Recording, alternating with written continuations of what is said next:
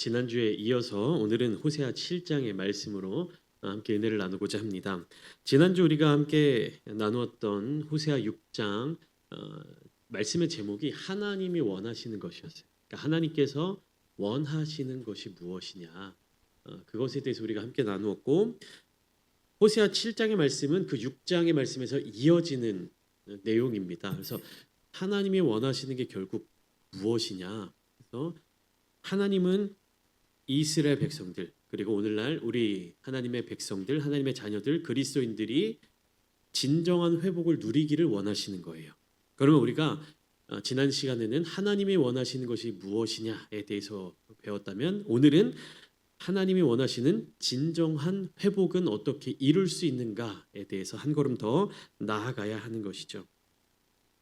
또 지난 시간에 하나님께로 돌아가자, 하나님께로 돌아가라, 이렇게 외치는 소리가 있었죠. 그러면 어떻게 돌아가야 하는가? 그 돌아가는 모습을 주목해 볼 수 있어야 하는 것입니다. 하나님께로 돌아가는 것이 가지고 있는 의미가 무엇이냐? 하나님으로부터 떠나 있었다, 하나님으로부터 멀어져 있었다라는 것을 의미하는 것이죠. 오늘 오전에도 함께 나누었듯이 하나님과 멀어져 있다라는 것은 하나님과 관계없는 삶을 살았다, 하나님과 친밀함이 없이 살았다, 하나님과 상관없는 삶을 살았다라는 것을 의미합니다. 그러면 하나님께서는 계속 이스라엘 백성들이 돌아오기를 원하고 계시고 기다리고 계시고 회복해 주시려고 준비하고 계시는데, 하나님께서 이스라엘을 치유해 주시려고 할 때마다 하나님 스스로 한계를 느끼신다라는 거예요. 상징적인 말이죠. 하나님이 실제로 한계를 느끼시거나 어려움이 있으시거나 후회하시거나 이런 것은 아니지만, 우리에게 주시는 하나님의 말씀, 그런 상징적인 의미로 주시는데, 하나님이 이스라엘을 고쳐주시려고, 구원해 주시려고, 회복해 주시려고, 치유해 주시려고 할 때마다 하나님의 한계를 느끼신다라는 거예요. 무엇이냐? 호세아서를 통해서 우리에게 전해지고 있는 이 메시지를 이미지화 시켜보면 이렇습니다. 하나님께서는 죄를 밥 먹듯이 짓는 이스라엘 백성들을 보면서 이들을 어떻게 구원할 수 있을까? 또 나아가 이들을 용서해야 하나 말아야 하나, 이렇게 고민을 하시는 것이요.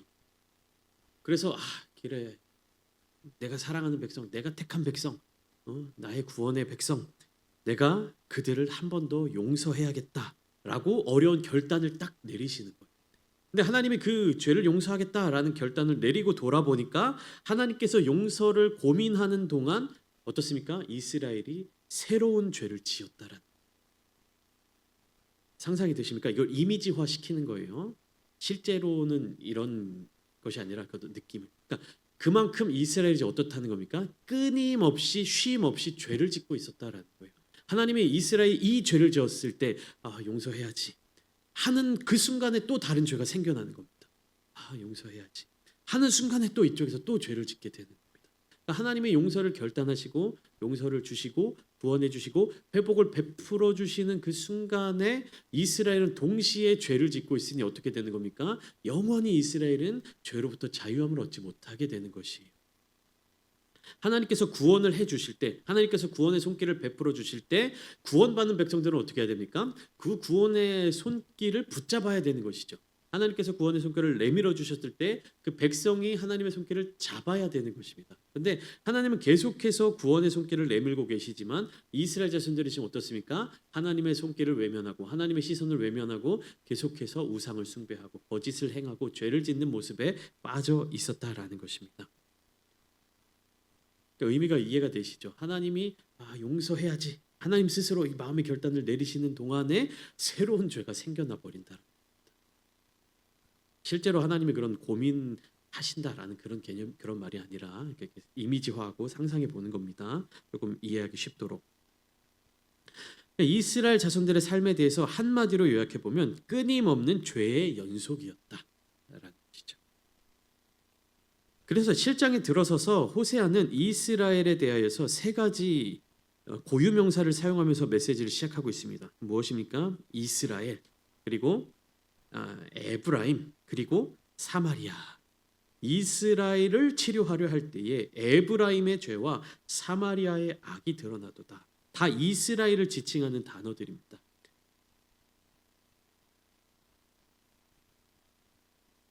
근데 이것을 왜 이렇게 세 가지 용도로 썼느냐? 모든 이스라엘 자손들이 다 하나님을 반역했다라는 사실을 강조하기 위해서입니다. 그럼 어떤 죄냐? 어떻게 하나님께 반역을 했느냐? 그들의 죄는 무엇이냐? 1절부터 3절까지 이스라엘 백성들의 죄를 드러내시는 하나님의 모습이 나타나고 있는데 그들의 죄는 숨길 수 없는 상태여서 드러나게 되었습니다. 근데 어떻게 드러났느냐? 그들은 거짓을 행하며 안으로 들어가 도둑질하고 밖으로 떼지어 노략질하였다라고 1절 말씀에 하나님이 이야기하고 계십니다. 근데 이 세 가지 대표적으로 나타난 세 가지 죄악들은 어떠한 죄들입니까? 하나님께서 십계명으로 금하신 것들이었어요. 보시면 첫 번째 드러난 죄가 무엇입니까? 그들은 거짓을 행하였다. 십계명에 내 이웃에 대하여 거짓 증언하지 말아라. 그러니까 이웃을 궁지에 몰도록 거짓말하지 말아라라는 의미인데 거짓을 행하지 말아라. 하나님이 십계명을 분명히 말씀하셨죠. 두 번째 안으로 들어가서 무엇을 합니까? 도둑질하였다. 십계명에 또 무엇이 있습니까? 내 이웃의 것을 탐내지 마라. 또 세 번째 무엇입니까? 밖으로는 떼지어서 노략질을 하였다.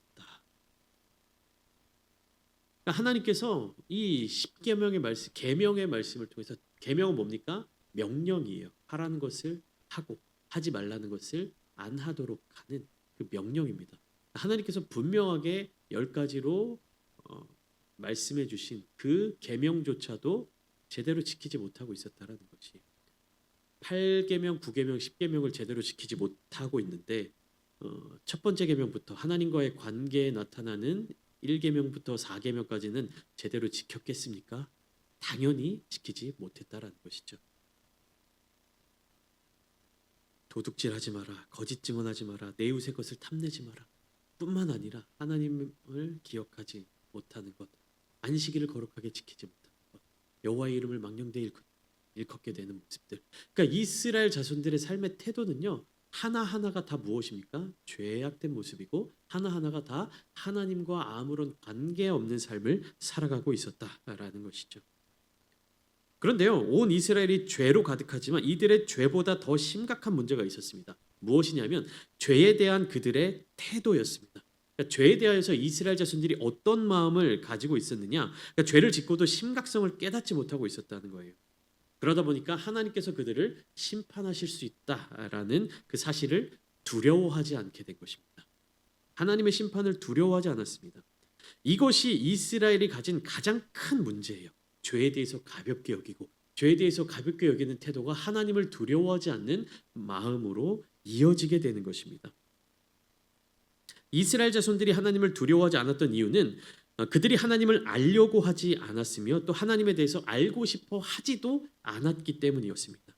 즉 하나님이 어떤 분이신지조차도 깨닫지 못하였고 하나님의 존재에 대하여서 기억하지 않으며 살아온 것입니다.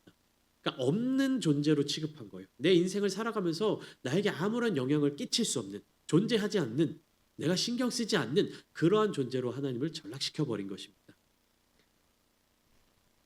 하나님을 기억하지 않는 것, 하나님의 존재를 인정하지 않는 것. 2절 말씀, 그래서 하나님이 이렇게 말씀하시죠. 내가 모든 악을 기억하였음을 그들이 마음에 생각하지 아니하거니와 이제 그들의 행위가 그들을 애워싸고 내 얼굴 앞에 있도다. 이스라엘 자손들은 하나님에 대해서 기억하지 않고 하나님에 대해서 신경 쓰지도 않으면서 살아왔지만 하나님께서는 이스라엘 자손들의 태도 하나하나를 다 어떻게 하고 계셨다라는 겁니까? 기억하고 계셨다. 오늘 본문에서는 모든 악을 기억하였다라는 것이요. 근데 그 악이 무엇입니까? 이스라엘 자손들은 마음에 기억하지도 않는, 생각하지도 않는, 신경조차 쓰지 않는 그런 죄악된 모습들을 하나님은 다 기억하고 계신다라는. 여러분 우리가 기도할 때에도 회개할 때에도 반드시 어떤 회개가 이어져야 하느냐? 내가 알고 지은 죄뿐만 아니라 모르고 지은 죄 혹은 짓고도 잊어버린 죄에 대해서도 반드시 회개해야 되는 것이요. 왜 그렇습니까? 우리는 인간이기 때문에 부족하기 때문에 잊어버립니다. 하나님은 기억하신다는 악한 일에 대해서 다 기억하고 계신다는. 우리는 회개할 때 구체적으로 회개해야 되는 것이에요. 그러나 우리가 이 부분에 대해서 하나님을 두려워하거나 하나님에 대해서 막 어떻게 해야 되는지 이런 고민에 빠질 필요가 없습니다. 하나님이 악을 기억하신다라고 말씀하셨지만 악을 기억하실 뿐만 아니라 하나님은 우리의 선한 것까지도 잊지 않고 기억하시는 분이죠. 그러니까 우리는 이 하나님의 성품, 하나님의 본질을 알게 되면 어떠한 삶을 살아내게 되느냐? 하나님께서 나에 대하여서 무엇을 기억해 주셨으면 좋겠는지를 고민하며 살아가게 된다라는 거예요. 여러분, 우리가 이 땅에 삶을 살아가면서 믿지 않는 분들은 당연히 하나님의 존재에 대해서 인정하지 않고 알지 못한 채로 살아가겠죠. 근데 믿는 그리스도인들 중에서도 삶의 모습을 보면 저 사람이 하나님을 기억하며 살아가는 분이구나. 저 사람은 하나님을 기억하지 않으며 살아가시는 분이구나라는 것이 눈에 보입니다. 제가 목회자라서 보이는 게 아니라 누구나 그렇게 발견이 돼요. 왜 그렇습니까? 하나님을 기억하면서 하나님을 생각하면서 살아가는 사람들은요. 그분들의 삶의 태도에 있어서 하나님의 기억에 남기고 싶은 삶의 모습을 살아간다라는 거예요. 그러니까 사람들이 볼 때 좋은 모습뿐만 아니라 하나님이 나의 이 모습을 기억해 주셨으면 좋겠다라는 마음가짐을 갖고 살아간다라는 겁니다. 그리고 또 하나님께 보여드리기 부끄러울 만한 나의 모습들은 어떻습니까? 최대한 절제하고 그리고 만약에 그런 일을 행했을 때 하나님께 나아가 기도하는 거죠. 하나님 나의 이 모습은 기억하지 마시옵고 나의 부르짖는 기도를 기억해 주시고 그러니까 하나님께서는 그 기도조차도 들어주신다라는 거예요. 하나님이 기억력이 없으셔서 하나님이 무능하셔서 아니요. 하나님은요 우리와의 관계 회복을 가장 원하시는 분이죠. 그래서 우리가 하나님께 대하여서 하나님 나의 죄악된 모습 깨끗하게 하여 주시고 하나님께서 용서하여 주시고 회복시켜 주시면 회복시켜 주세요라고 기도하면 하나님께서 그 모든 것들을 회복하여 주시면서 동시에 우리가 지었던 과거의 모든 죄악된 것들을 잊어버리시는 거예요. 그러니까 하나님께 우리가 좋은 모습을 보여드리는 것과 동시에 우리가 그 이전에 모르고 행하였던 것, 우리가 하나님 앞에 온전하지 못한 모습을 보였던 모든 것들을 제하여 나가는 그러한 신앙 생활을 이어가야 한다라는 것입니다. 그러니까 하나님은 오늘 본문으로 다시 돌아보면 이스라엘의 악한 행실을 기억하고 계셨지만 이스라엘 자손들은 신경도 쓰지 않고 살아갔다라는 것. 여러분 이게 얼마나 무서운 얘기냐? 우리가 사람과 사람과의 관계에 있어서도 좋은 일을 같이 기억하고 뭐 슬픈 일을 또 같이 나눌 수 있는 사람들이 우리가 사랑하는 사람들이지 않습니까? 뭐 기념일이 있어요. 예를 들면 나는 너무나도 중요하게 생각하는 어떤 기념일이 있는데 내가 사랑하는 이 사람은 대수롭지 않은 날처럼 생각하면 얼마나 이 관계에 있어서 실망감이 들고 얼마나 뭐 슬픔이 오겠습니까?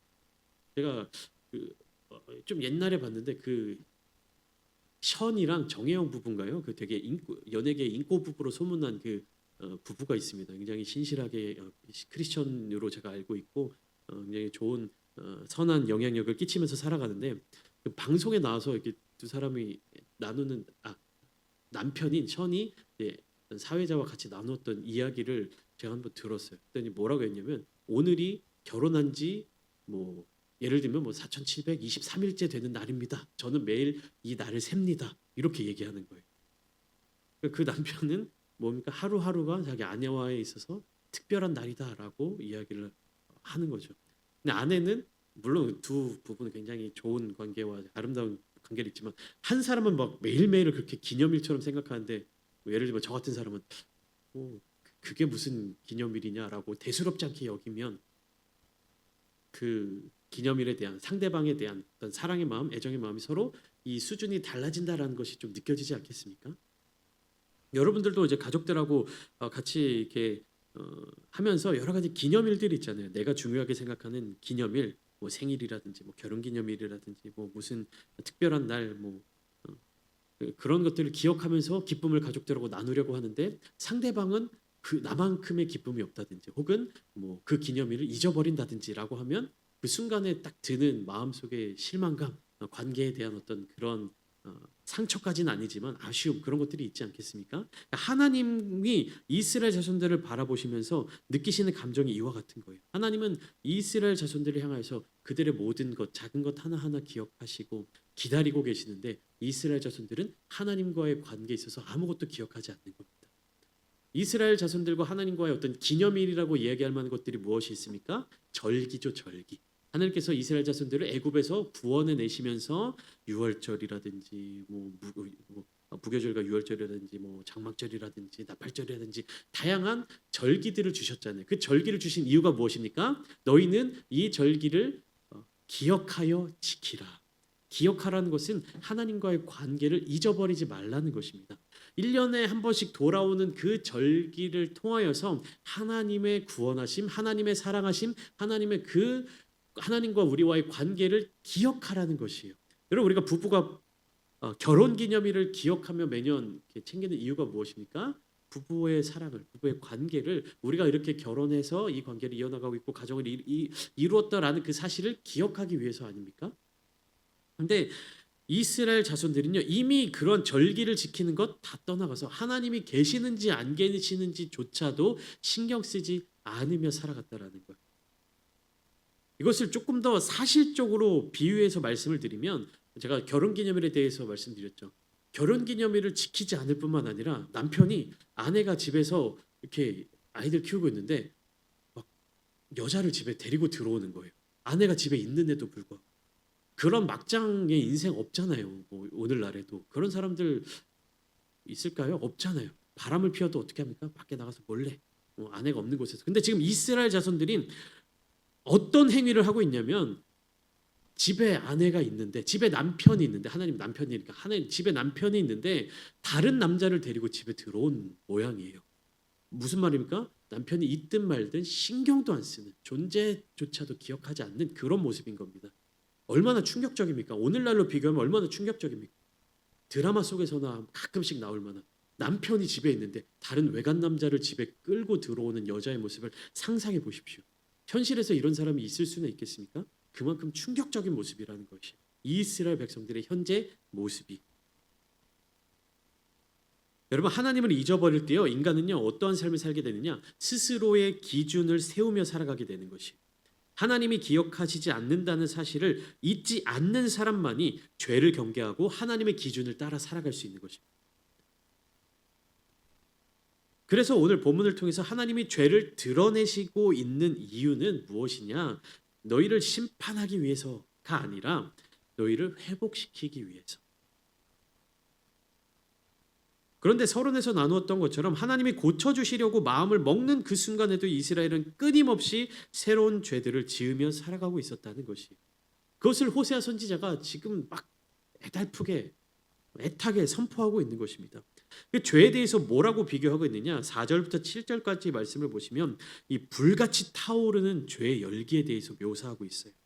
4절 말씀 한번 보실까요? 먼저 그들은 다 간음하는 자라 과자 만드는 자에 의해 달궈진 화덕과 같도다. 그가 반죽을 뭉침으로 발효되기까지만 불 일으키기를 그칠 뿐이니라. 호세아는 죄를 불로 묘사해요. 불의 성질과 같이 묘사해요.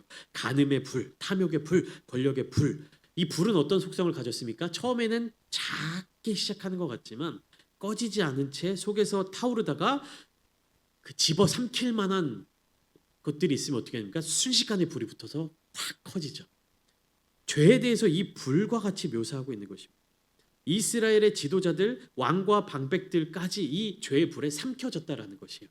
그들은 처음에 이 죄의 어떤 속성, 죄의 어떤 유리한 부분들을 잘 관리할 수 있을 거다. 잘 내가 이용할 수 있을 거다. 내가 죄를 다스릴 수 있을 것이다. 이것은 죄가 아니야. 그러니까 오늘날도 이거는 불법이 아니야. 그냥 법을 잘 이용한 거야. 오늘날도 그런 경우 있지 않습니까? 세금이라든지 세금을 내는 거라든지 어떤 법적인 곳에 있어서 불법은 아니지만 편법이라고 얘기하는, 혹은 이제 법의 테두리를 벗어난다라고 표현하는 어떠한 것들이 있잖아요. 그런 거라고 생각을 한 겁니다. 이스라엘 백성들이. 이거는 그래서 이제 연예인들이 탈세 의혹에 연루되고 하는 것들이 불법은 아니지만 세금을 좀 감면받을 수 있는 여러 가지 정책들이 있으니까 그것을 활용하다가 서류 하나 딱 삐끗하면 그게 탈세가 되어버린 그런 모습이 있는 것이죠.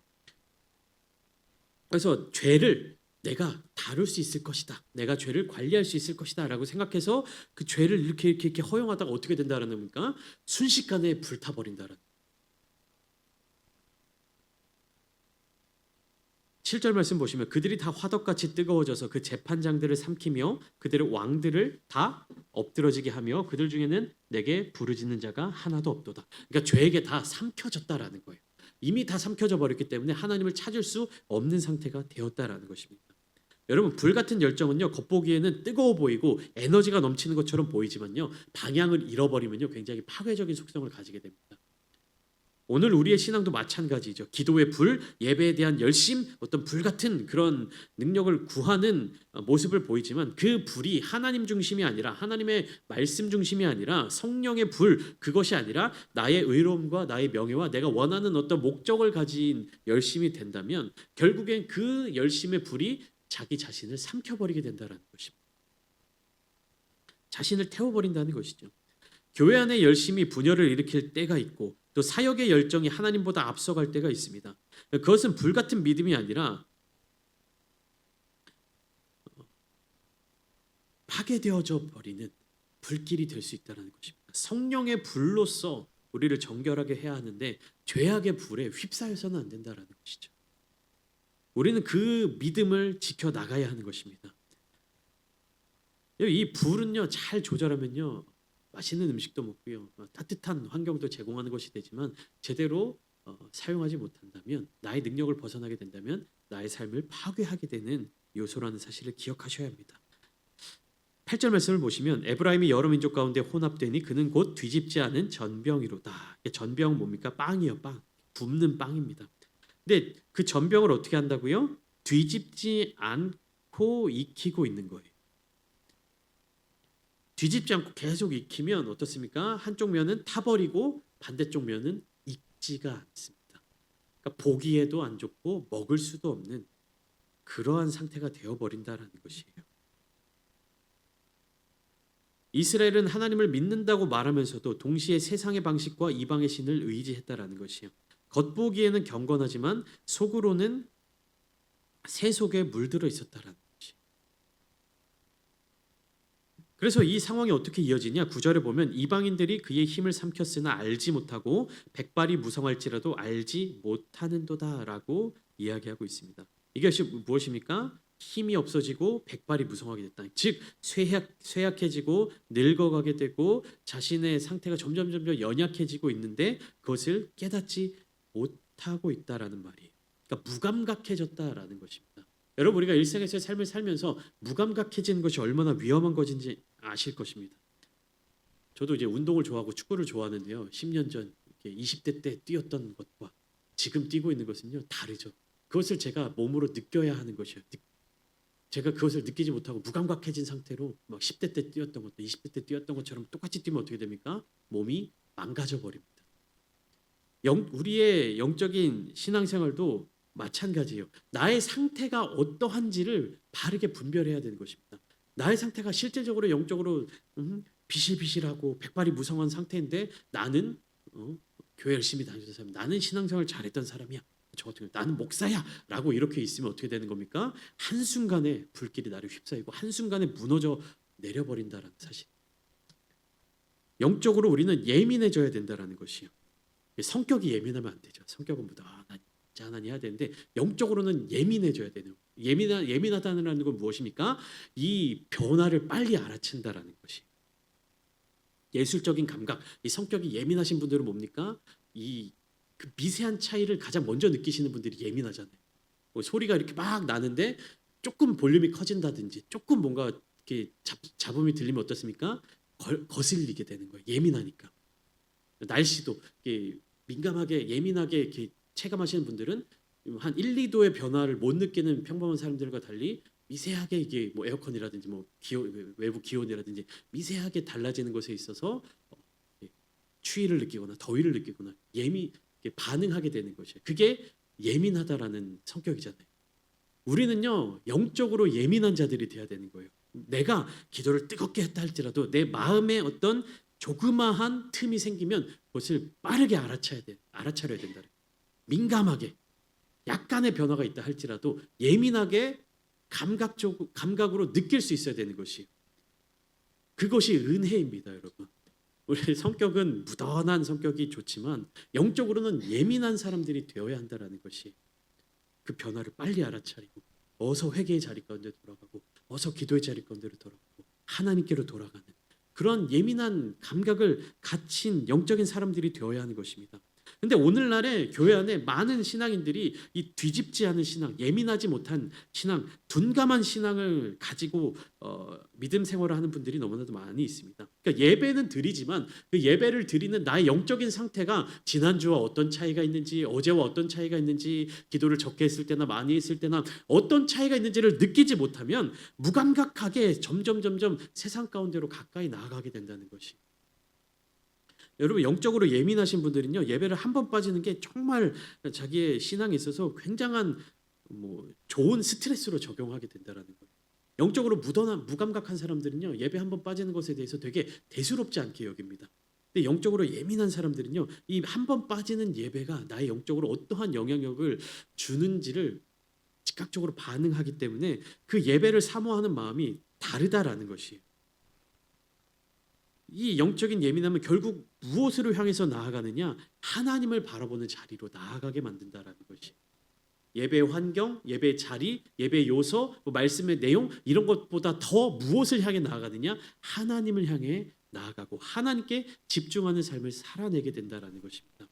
영적으로 무던한 사람들은 이런 환경적인 요소에 마음을 많이 뺏겨요. 교회가 인테리어가 어떻고 교회 환경이 어떻고 목사님 설교가 어떻고 교회 분위기가 어떻고 이런 조건적인 부분들이 더 먼저 다가와요. 그런데 영적으로 예민한 사람들 어떻습니까? 하나님의 마음이 나에게 얼마나 가까이 다가와요.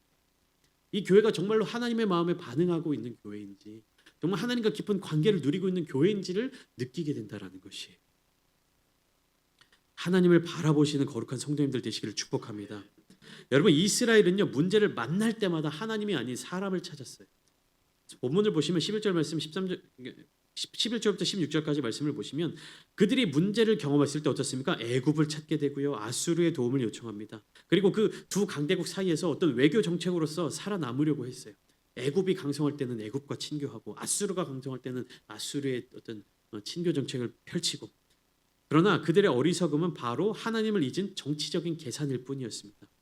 하나님께서는 13절과 14절을 이어서 보시면 내가 그들을 건져주려고 하였으나 그들이 나를 거슬러 거짓을 말하고 성심으로 나를 부르지 아니하였다. 여러분 이스라엘 자손들은요 이미 하나님의 능력으로 말미암아 애굽에서 구원받은 자들이 그 하나님의 구원의 능력을 기억하며 살아가야 하는데 그 마음이 하나님께 있지 않았다라는 것입니다. 우리를 구원해 주신 분이 하나님이신데 그 구원의 손길을 잊어버렸다라는 것이요. 마음이 하나님께 있지 않았다라는 것입니다. 영적으로 둔감해져 있었다라는 것입니다. 하나님께서 매 순간 구원해 주시면 그 구원의 힘으로 다시 하나님을 배반하는 삶을 살았던 것이 얼마나 하나님이 이스라엘 자손들을 보시면 마음이 아프셨을까요? 내가 사랑해서 구원한 내 백성이 자꾸만 나를 배신, 수도 없이 배신. 그래서 호세아 7장에서 하나님의 마음이 그렇게 잘 드러나고 있는 것입니다. 이스라엘의 반복된 죄, 반복된 배신, 하나님께로 돌아오지 못하는 그 모습을 보시며 진노도 하시지만 여전히 그들을 불쌍히 여기시며 여전히 그들을 사랑하시는 그 하나님의 마음이 담겨져 있는 것입니다. 내가 이스라엘을 회복시키려고 한다. 내가 이스라엘을 치료하려고 한다. 라는 이 하나님의 말씀은 여전히 포기할 수 없는 하나님의 성품을 나타내고 있는 것입니다. 이스라엘이 어떠한 모습이든지 간에 하나님은 이스라엘 향해서 돌아오라고 외치고 계시는 것이. 여러분 그 부르심은 오늘 우리에게도 유효합니다. 우리가 하나님을 믿는다라고 이야기하면서도 하나님을 향한 이 열정이 이 불이 세상의 어떤 나의 유익을 위한 불길로 바뀌게 되고 믿음의 균형이 세상과의 타협으로 변하게 되며 회개의 눈물이 자기 연민의 눈물로 바뀌게 될 때가 있습니다. 그러나 하나님은 여전히 우리에게 말씀하십니다. 너희는 내게로 돌아오라. 그리하면 내가 너희를 고치리라. 이 회복의 부르심은 다시 처음으로 돌아가라는 뜻이 아닙니다. 하나님께로 방향을 재조정하라는 의미입니다. 하나님이 우리를 바라보고 계시고 하나님이 우리에게로 다가오시는 그 발걸음에 맞추어서 하나님의 눈을 바라보며 하나님께로 나아오도록 말씀하시는 사랑의 메시지인 것입니다. 여러분 진정한 회복은 방향의 전환에서 시작됩니다. 오늘 이 시간 함께 기도하실 때 하나님 우리의 마음을 하나님께로 돌립니다. 우리의 시선을 하나님께로 둡니다. 하나님께로 가까이 나아갑니다. 우리의 죄악된 그 모습들 다 버리고 회개하고 돌이킬 때 하나님 우리를 붙들어 주시고 다시금 주님의 거룩한 백성으로서 하나님의 거룩한 자녀로서의 삶을 살아내는 우리가 되게 하여 주시옵소서. 간절히 기도하실 때 하나님의 놀라우신 사랑이 우리 성도님들의 삶의 자리 가운데 가득 넘치게 되시기를 주님의 이름으로 축원합니다.